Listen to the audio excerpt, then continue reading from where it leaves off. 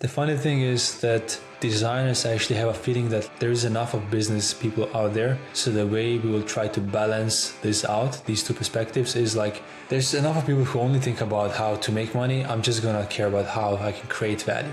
Then the balance is created by me just focusing on value creation, and I'm gonna ship over my work. I'm just gonna throw my stuff on the business people's desk and they will take care of the business stuff. But that's not how it works, because the viability perspective to the perspective of how this works from the business, so how design works from the business side, can be solved after you have designed your solution. It needs to be baked into the very solution.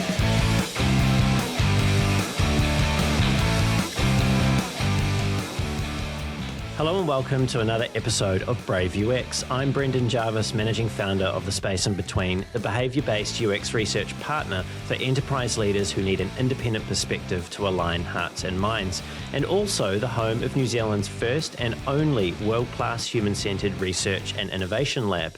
If that sounds interesting, you can find out more about what we do at thespaceinbetween.co.nz. Here on Brave UX, though, it's my job to help you to keep on top of the latest thinking and important issues affecting the fields of UX research, product management, and design. I do that by unpacking the stories, learnings, and expert advice of a diverse range of world-class leaders in those fields. My guest today is Alen Faljic. Alen is the founder and CEO of d.MBA, a company he started in 2017 to help designers become business confident, which is part of d.MBA's mission to show that companies can be run more thoughtfully and also be financially successful. d.MBA seems to be making progress in that mission with a 97% completion rate and a 9+ out of 10 student rating. That's been achieved from over 600 designers hailing from more than 60 countries and who work at companies like Apple, Frog, Google, Logitech, and Amazon.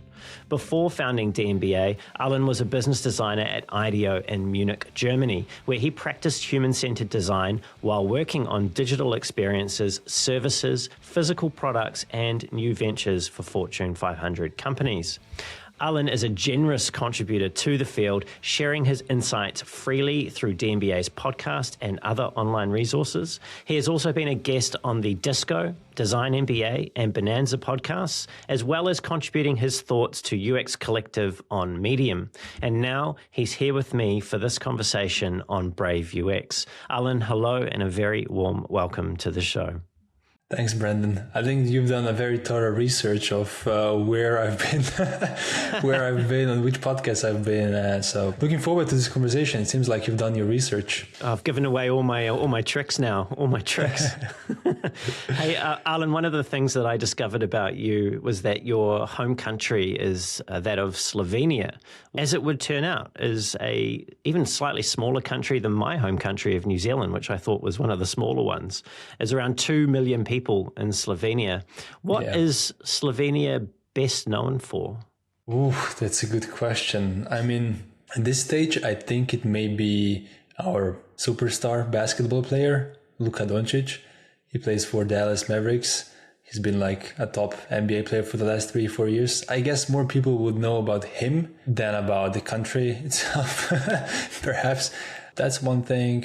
Apart from that, I don't know. It's a beautiful little country in the middle of Europe that it's kind of overlooked, but it has a little bit of everything. You know, it has a little bit of Alps, a little bit of the seacoast, a little bit of Pannonian like fields. So it's a beautiful place.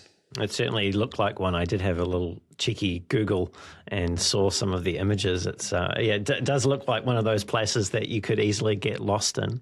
Yeah. Oh, I mean, it's not that big to get lost in, but it's nice to get lost in. It's one of those countries that recently like pops up in a lot of these lists of like, oh, here are top 10 countries you haven't visited yet, and you should. Right.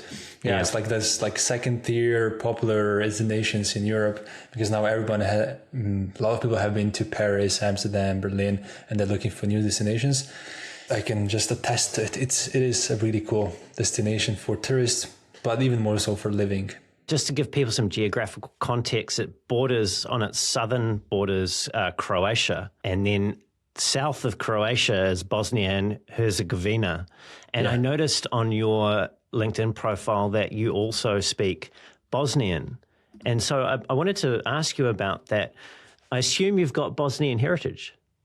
Yeah, correct. So my parents are Bosnian. They were born there. And then my father, when he was 18, he moved to Slovenia. So at the time it was still Yugoslavia. So Slovenia was together with Croatia, Bosnia, Serbia, and so on.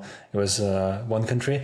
And they moved, that was I don't even know like when exactly they moved, but I was born here.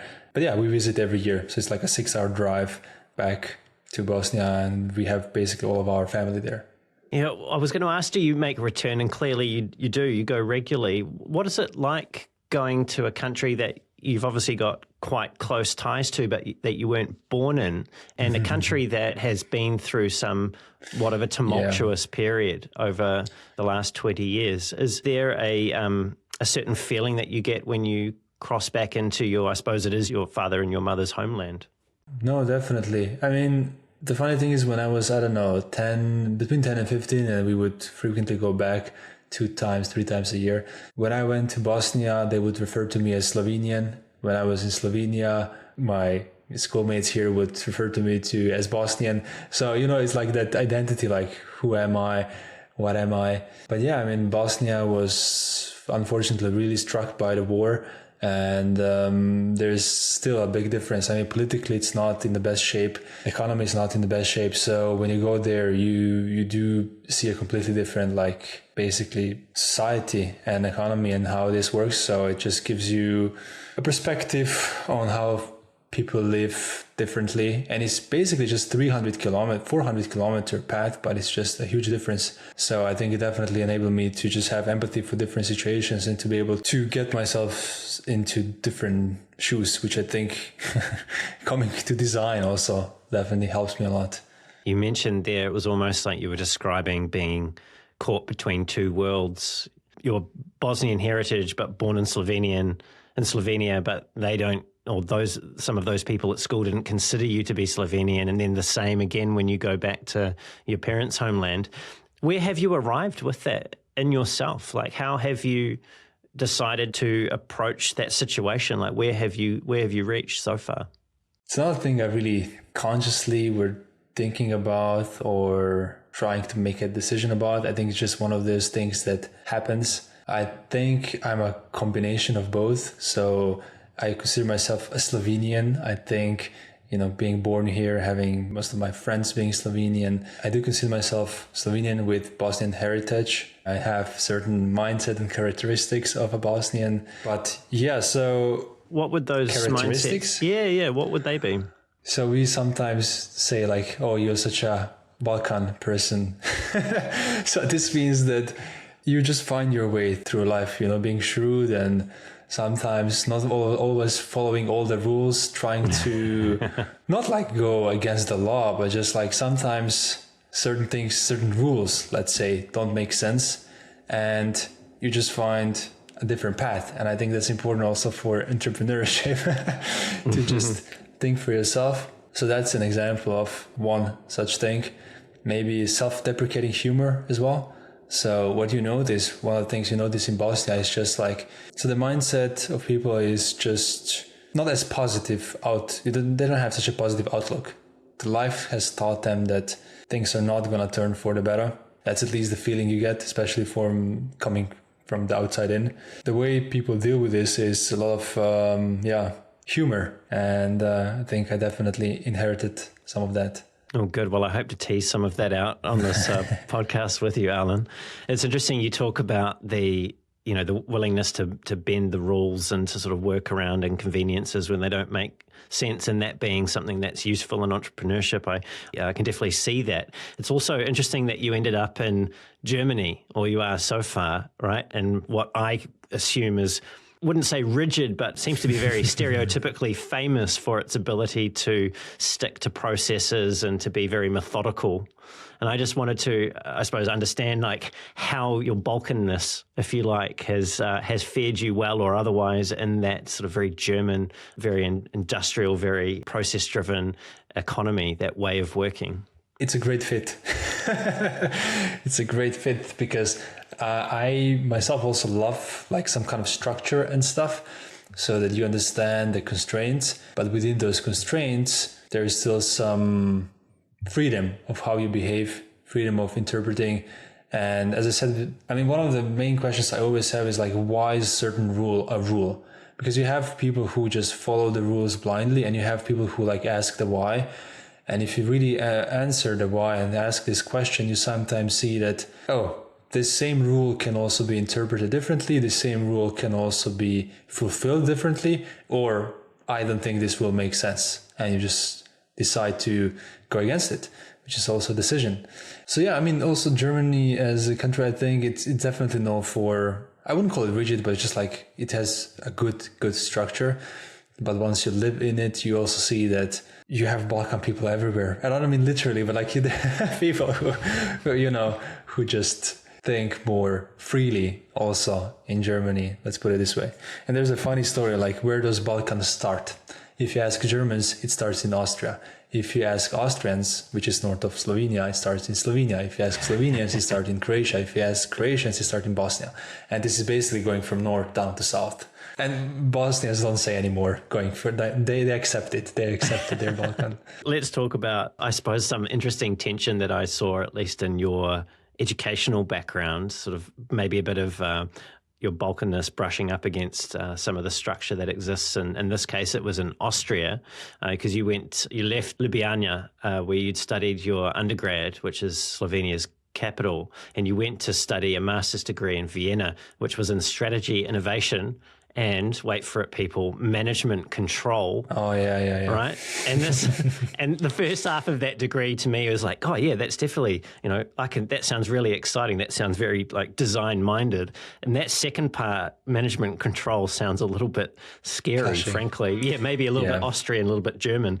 What is management control, and how did those two parts of the masters interrelate?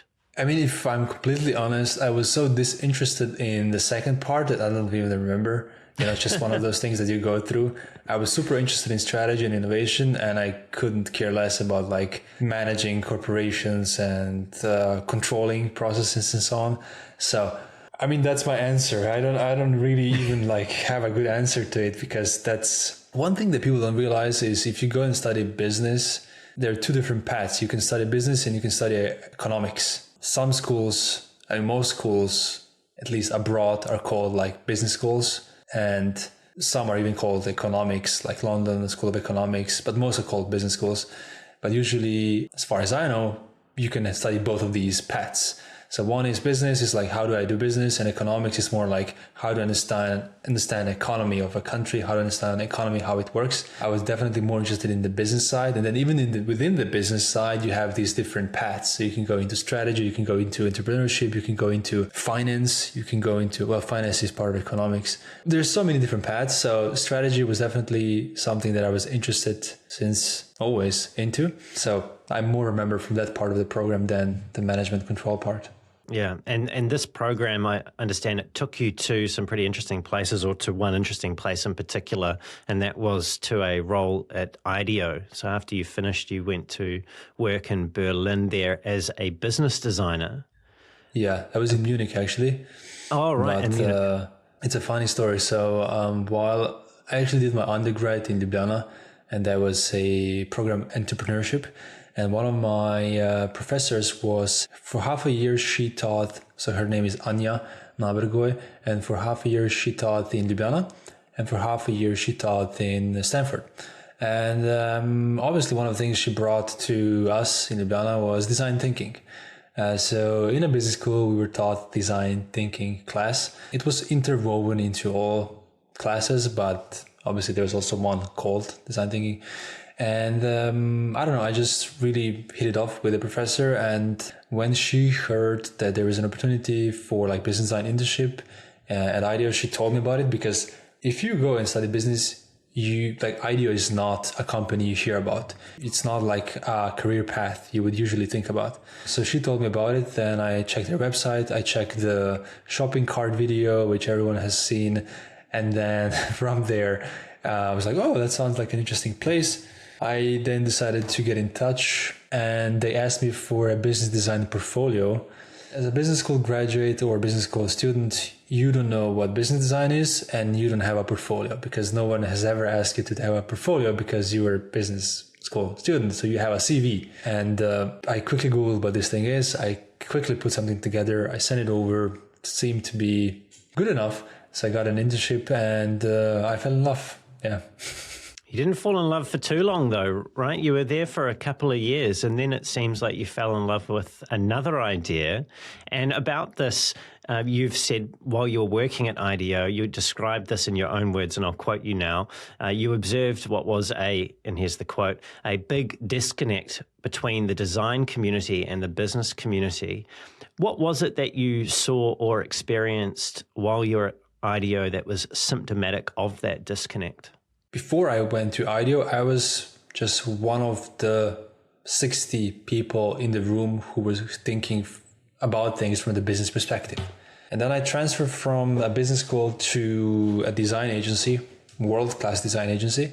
And I would tend to be one, or there would be two people who would think about the business things. Everyone else was just thinking about design. And initially, I loved it. I was just learning everything about design. It was the first time I heard things like synthesis, persona, I don't know what else. There's been plenty of these like terminologies. But then I started to see the problems on projects where we would deal with clients who obviously expected some kind of return on their investment in these projects. And a big part of the team would not be able to communicate with a client, explain the value of design, explain our concepts, or even, frankly, even sometimes think about the business side of the things on the project. Because we would typically approach things from the user perspective, obviously, but the problem was then sometimes it stopped there. It didn't translate into also how does this translate into a business model? Does it fit with a client strategy and so on? So that was the disconnect that I kind of discovered or identified. And this is a disconnect that you've framed before, and I'll quote you again now, as a systemic issue in the design community that we have to work on. So what is the system, I suppose, or the aspect of the system that you attribute the issue to? Where are we going wrong? What aren't we joining correctly here? I think it's two big factors. One factor is self-selection of designers. So most people who go into design go into it because they don't want to, deal with math. They dislike big companies. They have their own thoughts about capitalism and so on. So even like self-selection is like, oh, I don't like these things. I want to go into something more artistic. And this in itself, like seeing design as artistic is usually like a notion that you have as a student, but then once you get into working as a designer within companies, you see design is less about art and more about solving problems. It's a way of thinking, actually. So self-selection is one part. And the second part, a more systemic part of the issue, is also design schools. Where to start? So, the way design schools, they are taught by more traditional designers, and they themselves also don't have business education. And even when they do, it's very limited. So when you go as a designer through a design school, you are not exposed to the business realities or realities that you can expect once you get into your role.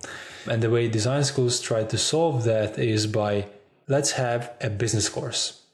So you have a 3-year program, and one of those 20 courses, so one of those 20 classes that you take is going to be a business course. And then they think, oh, I checked the box here, which is, by the way, exactly the same way that business schools try to solve the design problem. So there is 19 courses about business, and then there is one course called design thinking. And I know designers really dislike when business people say, oh, I have a design thinking certificate. I know how to do design thinking. Well, it's exactly the same thing with designers in design schools learning about business. So the problem is the curriculum is just not like tackling these issues at all, frankly. It's not really intertwining these two topics in the way it should. I think still in the beginning of the career, you should more focus on the craft of the business, of the design craft, but there's still some basics that you could and should be aware of going into these roles. Sounds like you're saying that education is part of the problem, but clearly, given what it is that you do, you seem to believe that education is also potentially the solution to this issue. Yeah, what is it that you have specifically chosen to do different at d.MBA to address the gap that you see in effectiveness that the traditional design education model has been delivering?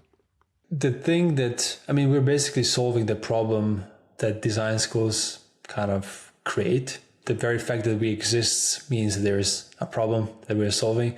So it's not even about the way we try to be different from the schools. We're just solving the problem that is there.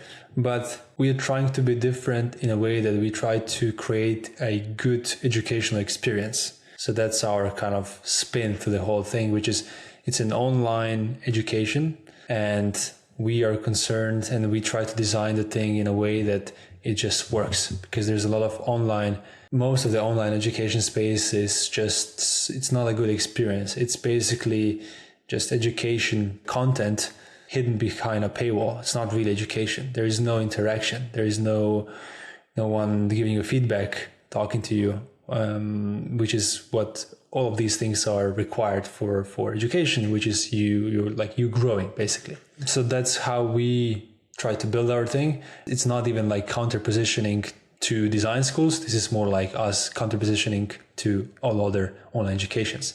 But our content is basically solving the problem of design schools, and our format is solving the problem of online education. I imagine that framing doesn't make you particularly popular at design schools. I don't know.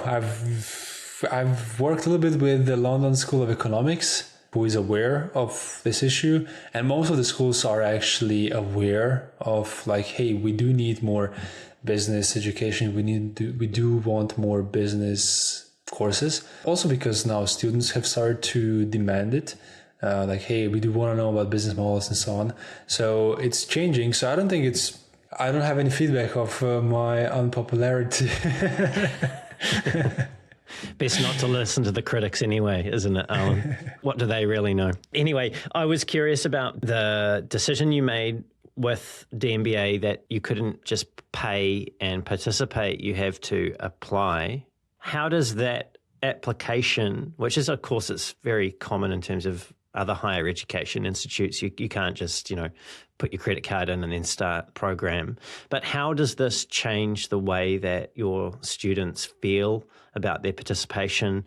And is there a sense of elitism or something else that intended behind this decision? The whole idea is not that we will be trying to be exclusive. It's more that we are trying to find the people who this is for. So what we mean by this is that the MBA is designed for designers, full stop, and only for designers. So if you're not a designer, we will not let you in. That's one thing. If you don't have enough time to commit to the program, even if you're a designer, we won't let you in. And if you apply and through your questions we see that you don't know what you're applying for, we won't let you in. So these are all the things that we basically use as a filter to make sure that people who get in actually co-create a nice experience for everyone else who gets in. Because education, everyone who has gone to any school knows that a big part of your experience is everyone else who is in the program. So that's why we have this whole application process, to make sure that everyone else who is in there is also motivated, because you also learn from each other. You don't just learn from the teacher, let's say. And one of the things that you do differently once people are in the program is you have quite an extreme level of accountability that seems to sit over their participation. And you've said, and I'll quote you again now, everyone's work is visible. Each week you need to do an assignment. And if that's private, it's a completely different culture than if it's public. What does that look like in reality? Is this something that spins people out? Like they have to actually do everything in a public forum? So basically the way the MBA works is like, we believe that you learn the most by doing. Like also when you're a little kid, the way you learn something is like, this pan is hot. If the parent tells you that it's hot, you won't believe it until you try. So I think it's baked into us. The way we learn best is by actually not consuming content, but by producing content. So the way each week works is you receive certain content, you learn something about the business, and then you need to apply this to an assignment, to a challenge. So we work with real world companies and they give us challenges, and then you as a student, you have a safe sandbox and you apply this knowledge. So basically, not everything is public in a way that you can consume this knowledge whenever you want, the way you want it, and you can try and apply to this assignment and work on it individually, privately. But then once you're ready, then you share it with the cohort. This means that we have a channel in Slack where everyone shares their work. And this is the magic, because once you start seeing those things come in, you see as a student, like, oh, I haven't thought about this. You checked Peter's work, you check Ashley's work, and you see like, oh, that's a really cool way to do it. So it works as a nice way to learn, but it also works as accountability, because like you see all of those assignments trickle in and you're like, oh, I don't want to be the one that's not doing it this way. And it's like a really powerful psychological lever that just makes you finish and do the work. And like, that's the whole point of education, is that you actually test yourself, even when it's hard, that you actually go through this, let's call it struggle, and you come out of that with some new knowledge.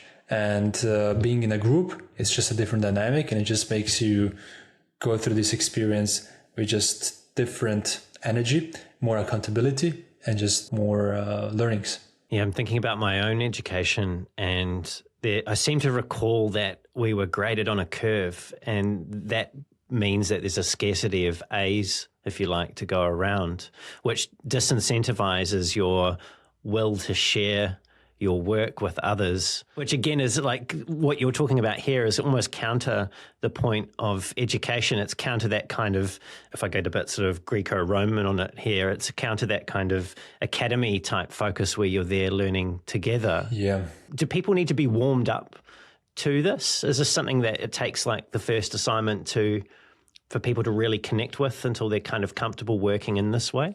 So we do try to explain the culture up front. We do try to show how it works up front. Most of the people also, before they join the program, they talk to an alumni.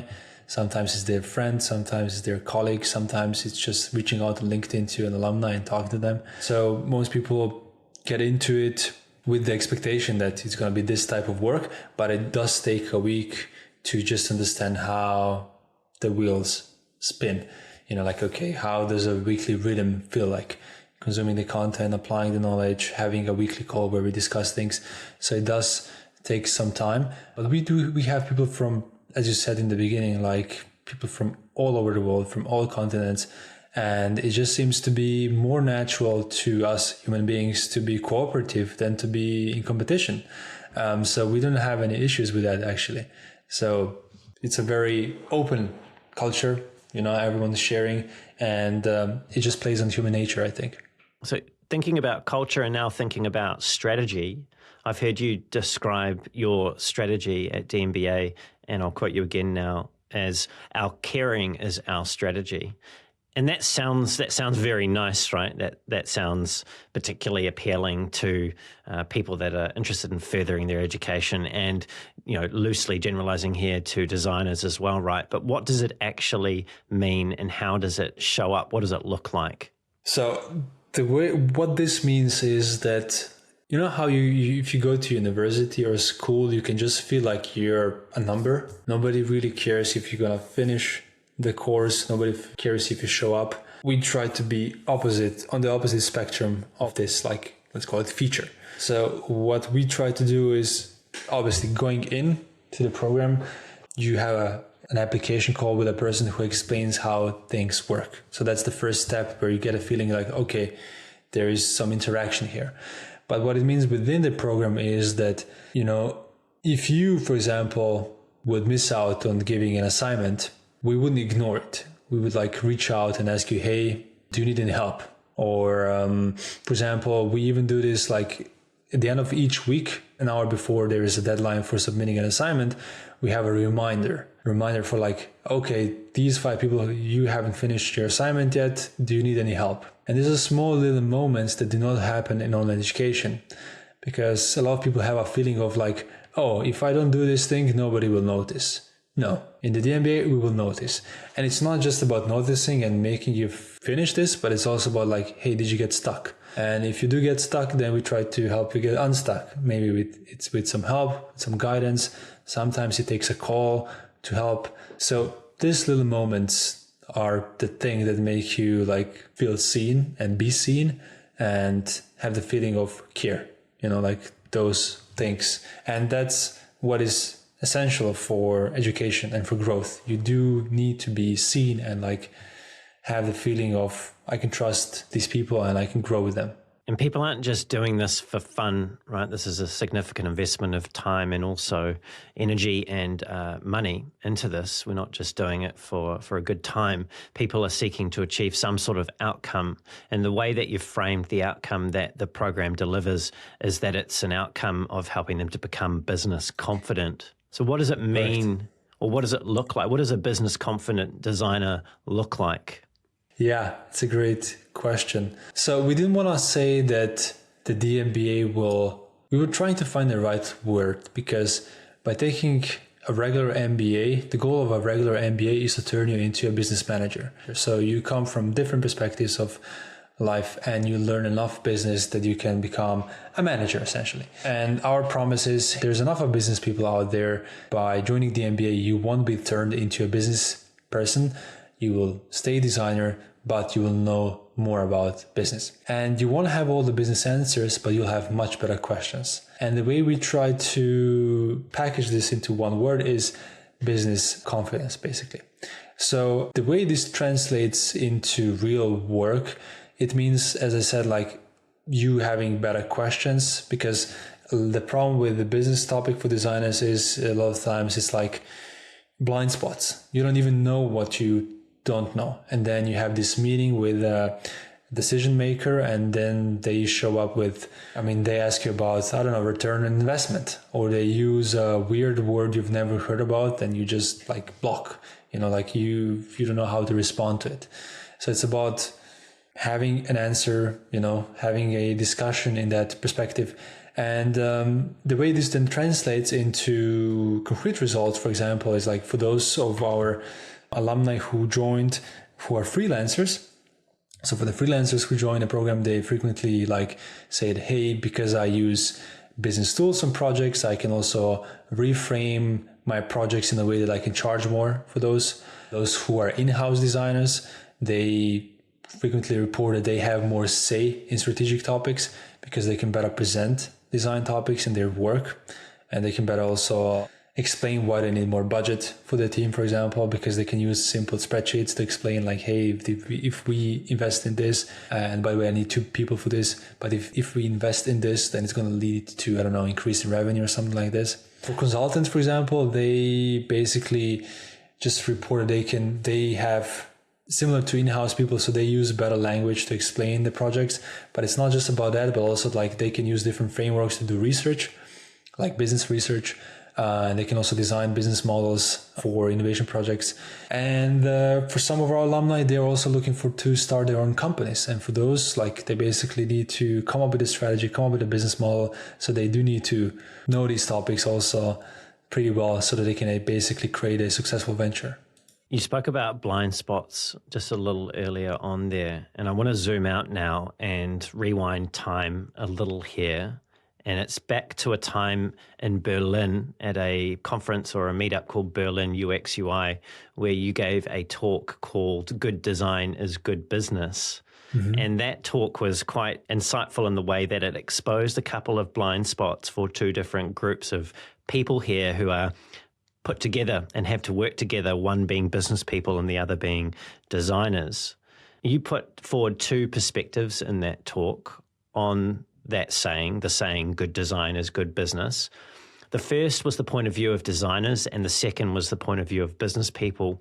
What are those 2 perspectives and how do they relate? So broadly speaking, I think you're referring to business perspective, focusing on the viability perspective. So it's how much does something cost? How much should we charge for it? How do we extract value? So how do we, make money? And for the designers, it's how do we create value? What do people want? How can we give them what they want? And the funny thing is that designers actually have a feeling that there is enough of business people out there. So the way we will try to balance this out, these 2 perspectives, is there's enough of people who only think about how to make money. I'm just going to care about how I can create value.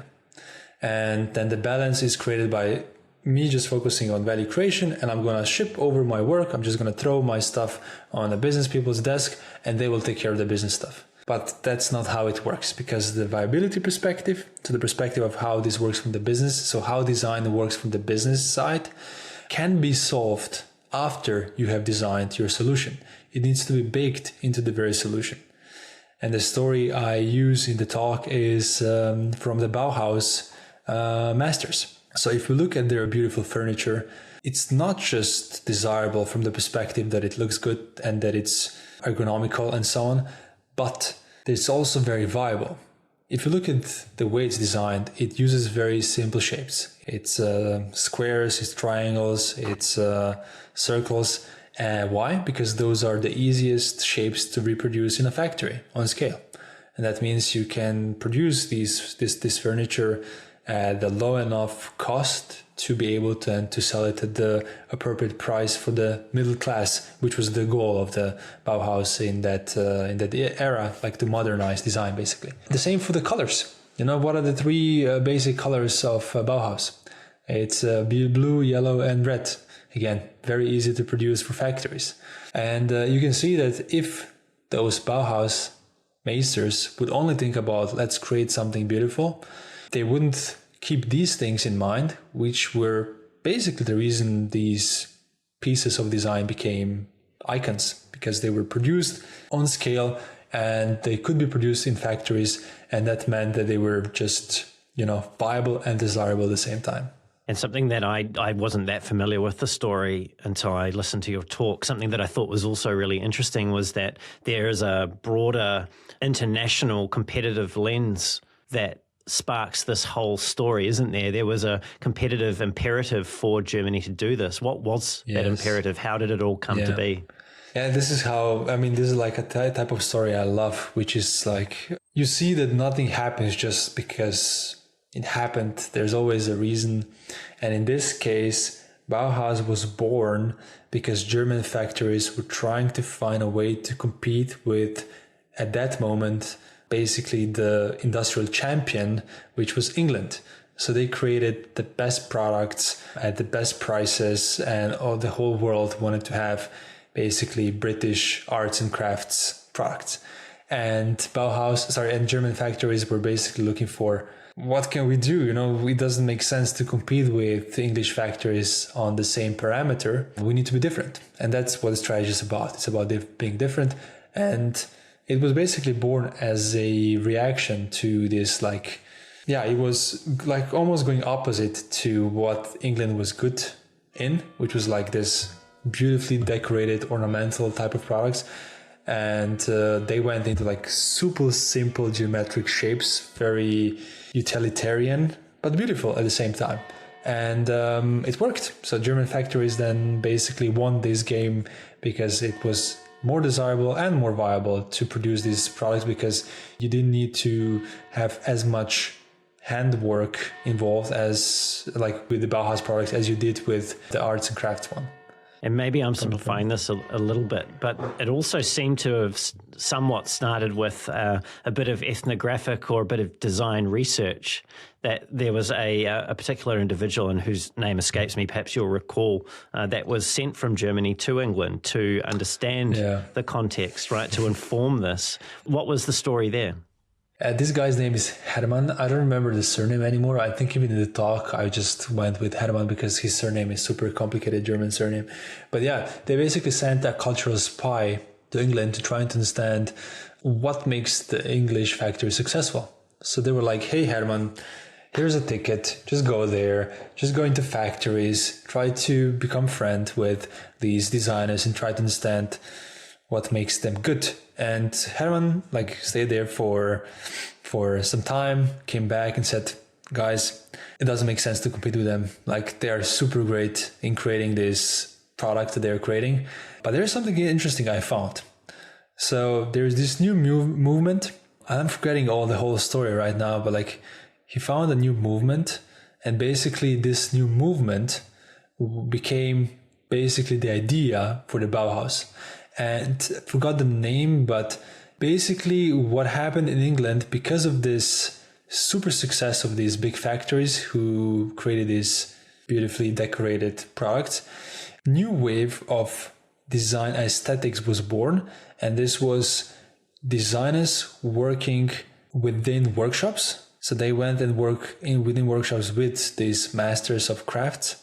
And that's basically, it was a reaction to this like inhumane also like conditions in the British factories and at their just like economies of scale and industrialism and so on.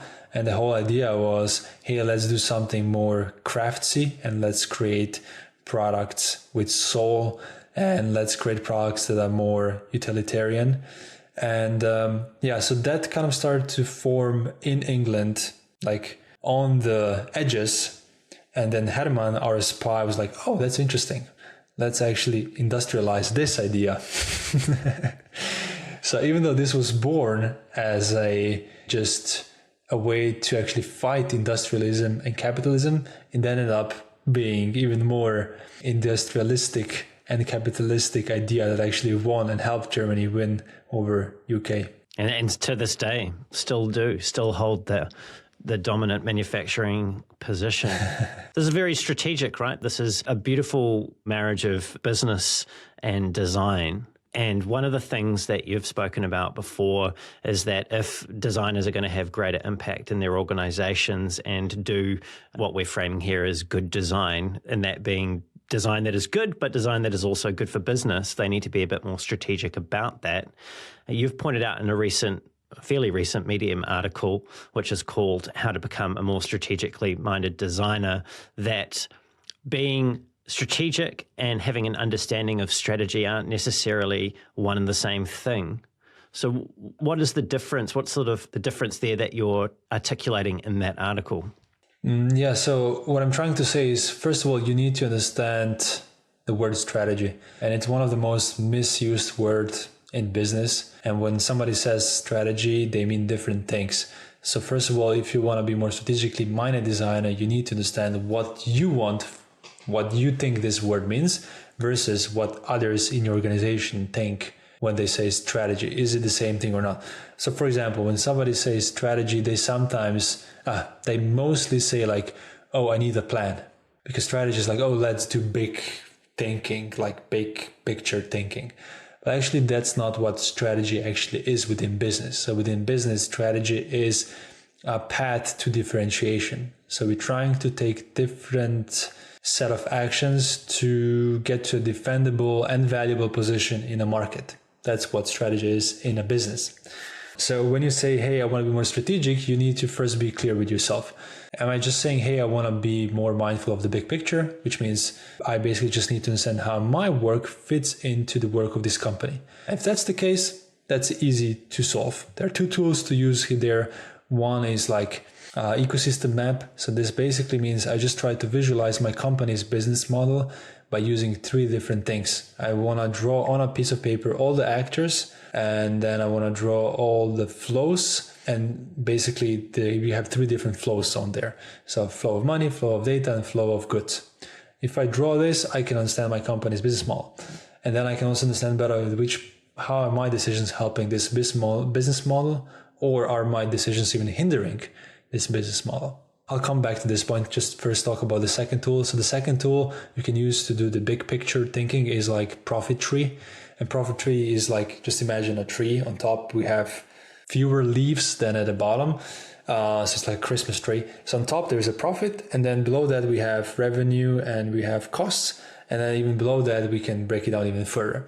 So your job in any project is to basically understand, am I now trying to increase revenue or decrease costs? Because that's ultimately what every project within the company does. And once you understand this, you can go even further. Like if you're increasing revenue, okay, am I improving retention? Am I increasing the lifetime value of the customers, or whatever it is? Or if you're decreasing costs, am I decreasing fixed costs, variable costs? Like you can just go deeper and deeper to really try to understand how your work fits into the big picture. Because once you know that, you can use different language to explain your work. You're not longer just going to talk about, I don't know, wireframes or aesthetics or the branding, but you can also talk about the business metrics, and you can also use words like strategy and so on. Yes, these are the two tools basically about how you can be more big picture thinker, which is what usually people think being strategically minded designer is. But there's also another definition of strategy, which is, as I said before, strategy is a way for a company to find a valuable and different position in the market. So being differentiated, being different. And if that's what you mean, then actually your actions as a designer need to help your company differentiate. An example of that would be trying to find the branding, the brand image and the brand position that puts your company into a different position from others. That's one example. Another example is aligning your decision with actually your company's business strategy.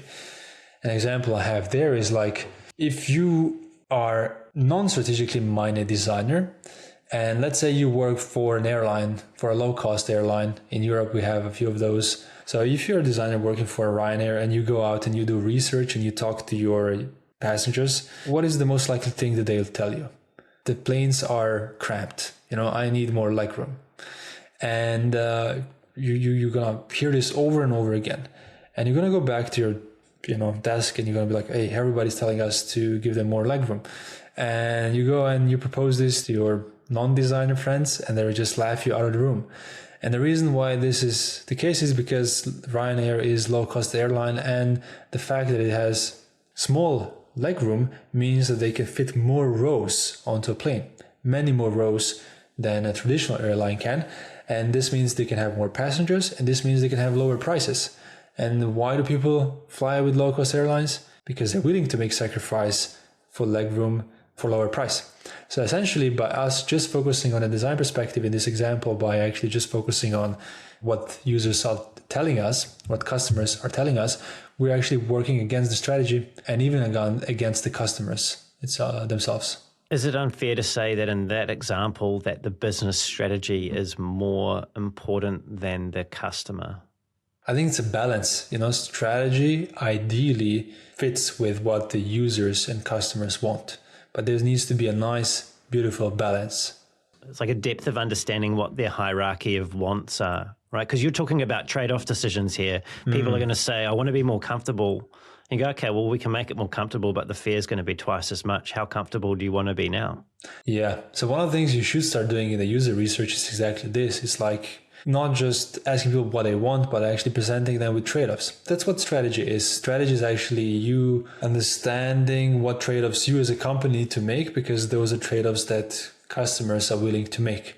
So what I would frequently do in the user research is exactly those things. Is I would present users with two scenarios. Both of them would need to be attractive, and see actually what do they want more. So for example, if you work for a car company and you're trying to think of a new strategy, you might be playing with two strategies. One is like performance strategy, let's call it, and one is space strategy. So one performance strategy is like, we want to create the best engine, the best driving experience for a driver. And another one is like, we want to create the best driving experience for everyone else, so not the driver. So this is a space strategy, let's call it. So basically, you go to your users, your customers, and you give them these two options. You tell them, hey, would you rather have a car that actually is pretty slow? The engine is not going to accelerate fast, but you're going to have all these awesome features inside. So people can sit in, couches, like imagine IKEA creating a car it's basically you become a furniture company, not a car company anymore. So that's your strategy. Versus you having a car, which is how cars are built today, which is like the car is built around the engine. So one car is built around the engine, another car is built around the space for passengers. So yeah, you can present these two both. So both of these scenarios we should present in a tone and in a way that it's desirable. So presenting advantages and disadvantages to both. And then people can make a trade-off. Where would you rather be, here or there? Which of these two cars would you have? And that's an example of forcing users to make these trade-off decisions so you can make a strategic trade-off decision. And through that, I imagine that you're actually understanding how they're critically thinking about the trade-off. Why do they say they prefer one over the other? You're actually forcing them into a much more intellectually interesting and potentially more business useful way of articulating what it is that they're after. Yeah, and you get a hierarchy of needs in a way as well. These kind of decisions, these trade-off decisions around at the business strategy level, doesn't strike me that there are too many designers that are regularly participating in those decisions. What's it going to take to get more designers at that particular type of decision-making activity? How do we get there? And business confidence seems to be one step, but if you think about the broader arc, potentially zooming out, thinking globally here, what things do you believe need to happen for, in say, 15 years for us to have more designers at those types of tables? First of all, we have to realize that even among all of those people with MBAs, not all of them make strategic decisions. So they are made by... Strategy is a thing you don't want to change too often, even as a company. Now I'm talking about business strategy. So this strategy which involves making trade-off decisions. So those are usually taken at the top of the company. And ideally, companies in the future, every company in the future has chief designer officer. It becomes as ubiquitous as having a chief technology officer. You just have it because it's normal to have one. And those chief designer officers would ideally be fluent in those things because they are the only ones in the room who can do quick visual prototypes for everyone else in the boardroom to quickly talk about an idea, quickly talk about strategy, and to agree on something concrete. Because that's a thing that many designers, we overlook this as a community. Is like, this is our superpower and skill that not many other people in business have. If you go into a boardroom, there's a lot of people who know how to read spreadsheets and how to read numbers, but they have almost zero visual skills. And they talk and talk and talk, and they have this illusion of agreement because they agree about the words. And then next time somebody comes with a prototype and it's like, oh, no, that's not what I said. But the other person is like, no, that's exactly what you said. And so once they get a prototype, they start to disagree. So that's our superpower in those situations, is to be, by facilitating those conversations, by being visual, we can help make those decisions and inject our ideas, which is like, oh, we're thinking about this and this strategy. And then you as a designer can say, hey, actually, I can test this. Because no one else in the room will have an idea to test strategy, because it's like, what are you talking about? You can't just test strategy. We need to invest hundreds of millions to test this, to actually see if people want this.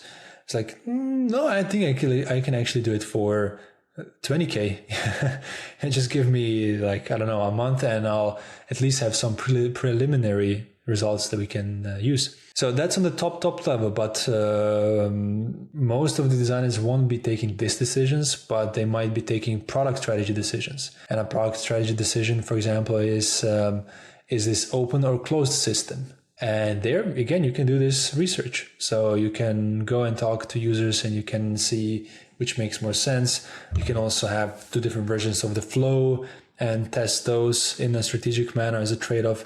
So I think fundamentally, we as a community should be aware of the difference, what strategy means in different setups. So business strategy versus strategy as thinking big, and just knowing which tools to use when. Do you get the feeling that it's easier for business people to become designers or for designers to become business people?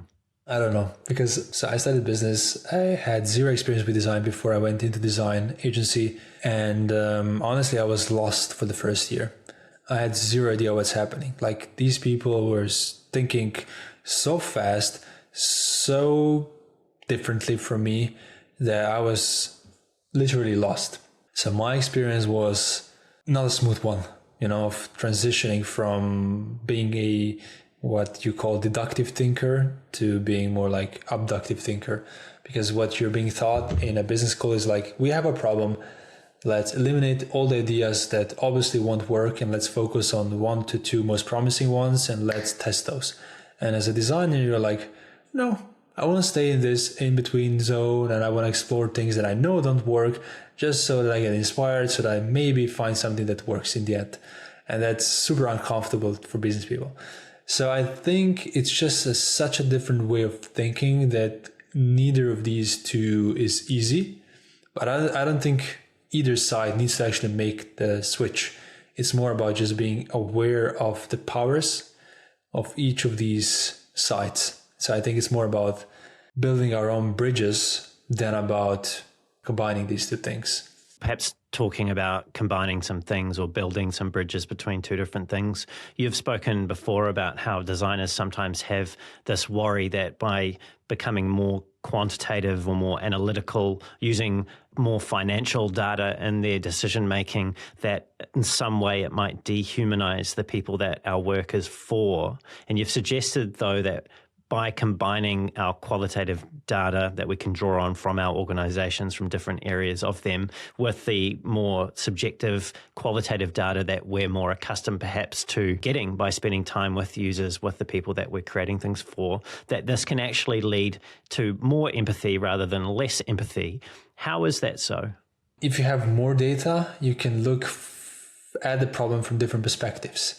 And I think what qualitative research is good at is answering why something is happening, but doesn't tell us how much of this is happening and maybe where it's happening and so on. And if you use quant is very, very good at telling you how much of what is happening. Is it relevant enough to care about this thing? So I think this is then a really powerful combination of why and how much of what is happening.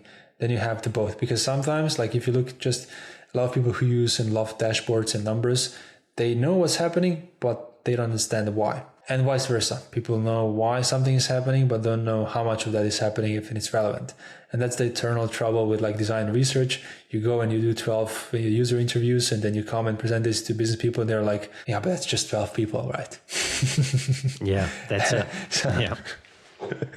So you need to, ideally then you can kind of show the connection, and that's the holy grail of research.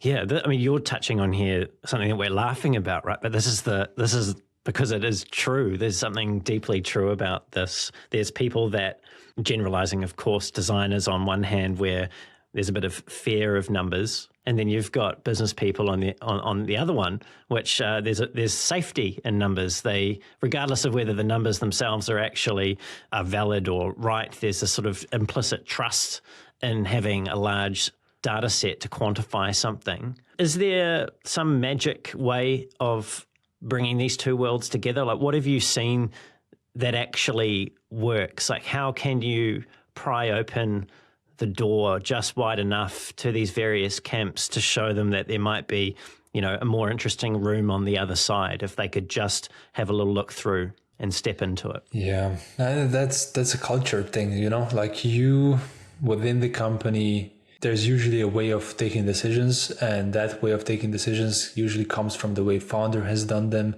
or the top management is doing them. And that's the hardest thing to change.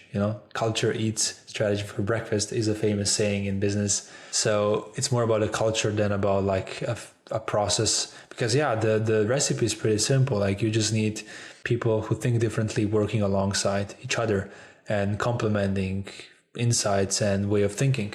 So it's nothing, it's not rocket science, but it's just hard to do because, as you said, business people feel safe in numbers.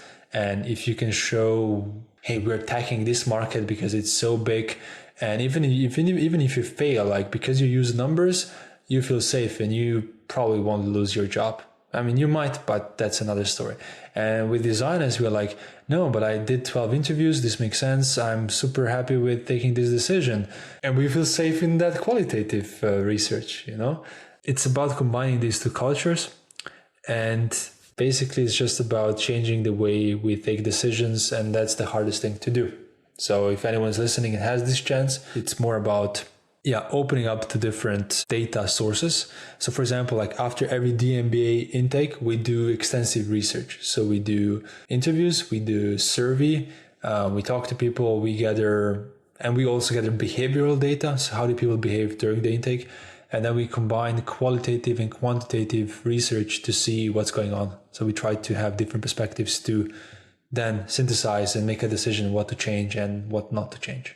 We won't have time to get into this in full, but something that you're quite a proponent of is prototyping with numbers. Oof, I love prototyping with numbers. Maybe we need to do another episode at some stage. It's a really interesting area for people to look at, and I will put a link to in the show notes to a resource that Alen has put out there through d.MBA's website that talks to this specifically.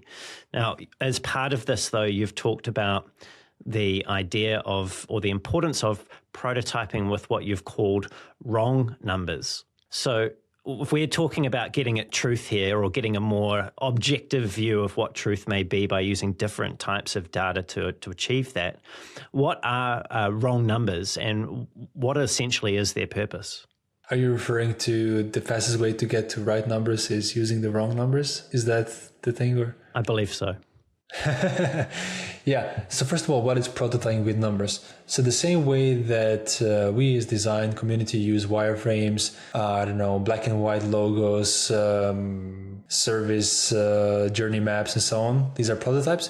The same way you can use numbers to prototype things. So when I worked as a business designer, my language of design was numbers. So I would be like, okay, so we want to sell. So for this thing to make sense to our client, which is a 10 billion revenue, 10 billion euros per year company, this product needs to make at least billion. Okay, so for this to make at least billion in revenue, we need to sell this and this many products per year. Okay, for us to sell this and this many products per year, what kind of business model do we need? Do we need to go through third-party vendors? Do we need to sell ourselves? Blah, blah, blah. So you can see how by using numbers, I am not just using numbers, but I'm taking decisions. I'm prototyping the business model. I'm prototyping the service. I'm prototyping the pricing. So that's what prototyping with numbers is. And the fastest way to get to the correct numbers is to use the wrong ones, because once you have these wrong numbers, those are basically, you're not saying, hey, this is a prototype and this is the truth. No, it's a prototype. And there are assumptions baked into it. And now you go out and you test those numbers. And that's why the fastest way to get to the right numbers is to use wrong numbers. And if you work with clients, if you use the wrong number, they also give you the correct number. So that's another added benefit of using numbers is if you have a spreadsheet and you use certain assumptions of your own, if they see an assumption that they have an exact data for, they will be like, no. You got this wrong. So this cell, you see C12 cell. No, that's wrong. I have the correct data for you. And then you can plug it into your model and you have a better prototype. I wish we had more time to go into that, but we do not. So I must bring things down to a close. Alen, I have one final question for you today, and it's tied back into this objective, this outcome that you're seeking for designers, which is to become business confident as a result of going through d.MBA. Now, you obviously give them the content and an environment from which they can do that. And I know that you keep a close eye, or there's a close community that forms after people have gone through the program, for them to stay in contact and for you to understand where they're getting to in their careers. For the ones that go through the program and that go on to have the most impact in their careers, the most business level impact in their careers, what is it that they have seen or that they are doing different than perhaps the ones that have less impact? What are those ones doing? They apply things immediately. That's the difference. I mean, it's easy, but it's just you learn something and you try it right away, and you get on this treadmill of I'm not just learning this. I'm not just taking a course just to consume some data, but I actually gonna try to use it. And those that start using it, they see the value very quickly. So it's just about taking that leap and finding the right project to use it in your work. Wonderful. Alen, I've really enjoyed getting a bit deeper into your perspectives on design, obviously hearing a bit about d.MBA as well today. Thank you for so generously sharing your stories and insights with me. Thank you, Brendan. Thank you. Lovely being here. It's been my pleasure. Alen, if people want to connect with you, they want to keep up to date with what you're doing, what d.MBA is up to, what's the best way for them to do that? Yeah, you can head over to d.MBA, and maybe if you are interested in learning more about business as a designer, I think the easiest first step is to go over to d.MBA/mini-MBA. So that's where they can sign up for a short 7-day email course. But if they want to just get in touch with me or stay in touch with me, they can also, I think the social media I'm most active on is LinkedIn. So you can just look up my name, find me there, but it's linkedin.com/ALENFA, I think. It's my URL, something like that. If not, just type in my name and you'll find me. Wonderful. Thanks, Alen. And to everyone that's been with us, it's been great having you here as well. Everything we've covered will be in the show notes, including where you can find Alen, including his LinkedIn profile. I'll be sure to put that there. And all the things that we've spoken about will be fully chaptered. If you've enjoyed the show and you want to hear more great conversations like this with world-class leaders in UX research, product management, and design, don't forget to leave a review on the podcast. Subscribe so it turns up every 2 weeks, and tell someone else about the show if you feel they would get value from these conversations at depth. If you want to reach out to me, you can find me on LinkedIn. Just search for Brendan Jarvis. There's also a link to my profile at the bottom of the show notes, or head on over to my website, which is thespaceinbetween.co.nz. That's thespaceinbetween.co.nz. And until next time, keep being brave.